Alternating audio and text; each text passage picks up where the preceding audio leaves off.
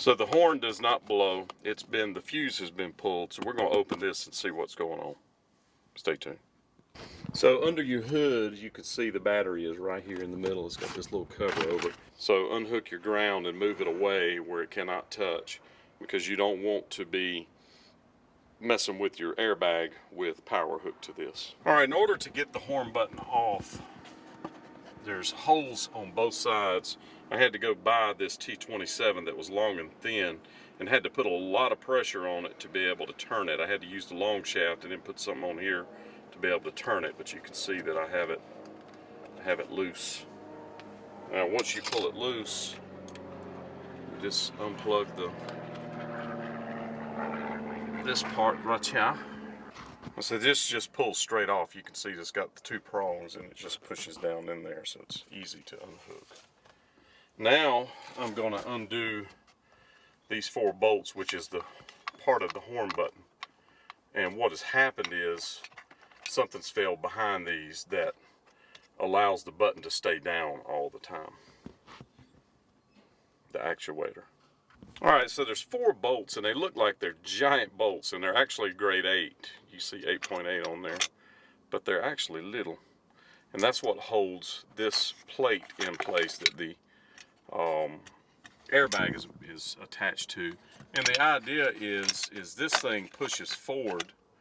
It's on these little rubber grommets here, and it pushes forward. You can see that this has a wire attached to it. And these stick in like that. That's the 2 bolts that hold your airbag in. But basically, the way this works is these are held in place by these little rubber grommets here. And over a period of time, this stuff gets old, and this button pushes forward. Come on, get out of the way. And this button is pushing forward and touching ground somewhere. And I think it's touching ground right here. I think it's touching that tab, and that tab, and that tab, and that tab. So what I'm going to do is put O-rings behind these to hold it out so these are not making contact, and I think that will fix it. Stay tuned. Alright, so here's the O-rings. I'm putting one behind each one of these, and I'll put it back together and I will show you that this solves it. Stay tuned. So in the kit you're going to have some silicone. The purpose of that is hard to get this into the car without these popping out. So what I'm going to do is put a little bit of silicone on each one, let it dry so it holds them in place. Then you can place it in. Now another critical thing is these 2 screws that hold the airbag in place. You got to make sure that you have those in place before you put this on. And they can also fall out, so they fit inside the steering wheel. You have to kind of push them down in there to keep them in place. So all I've done is put a little bit of silicone around inside there, and then I'm going to just push this down in, let it sit for about 10 minutes, and you're ready to go.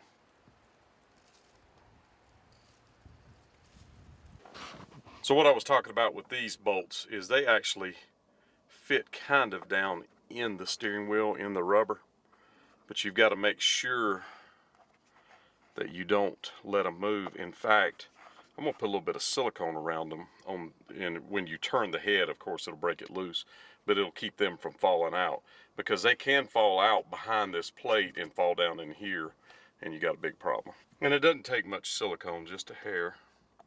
Stick it in there and twist it a little bit, and that'll hold it into place until you can get it all put together. Same thing, about 10 minutes. So what I'm doing is letting that other dry, and then I do this. Alright, so they have dried nicely. These have dried in place nicely as well. So now, just set this up here, pull this out, make the wire connection here to keep the wires from being behind the plate. And then install the screws. Install these screws. And I'm going to finger tighten them first. and then I will hand tighten them with, I'll just use a pair of pliers, and of course you could get the socket for this if you want to, but I'm not a big impact socket guy. I worked on transmissions, and you over tighten transmission stuff and it creates a lot of issues.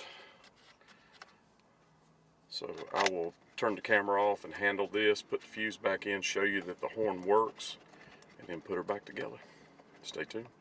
Alright, so I have the fuse in place, I have the battery back hooked up.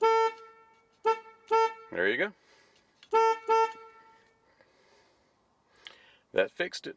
Just that simple. Now I'm going to put her back together.